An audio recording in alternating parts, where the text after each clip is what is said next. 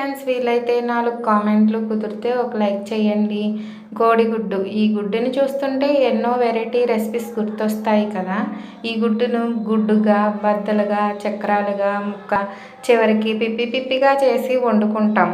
కానీ నేనైతే ఎప్పుడు ఈ గుడ్డును బాయిల్ చేసి పులిసెడతానండి. ఇప్పుడు ఈ పులిసైనా ఈసారి ఏదైనా వెరైటీగా వండుదామని గుడ్డుని ఇలా ఆమ్లెట్ వేసి ఆమ్లెట్ టమాటా పులుసు పెట్టానండి. అనుకోకూడదు కానీ అప్పుడప్పుడు మనలో ఇలాంటి క్రియేటివిటీస్ బయటకు వస్తూ ఉంటాయి కదా. అలా వచ్చిన వెంటనే వాటిని మన వాళ్ళ మీద ప్రయోగం చేస్తాం.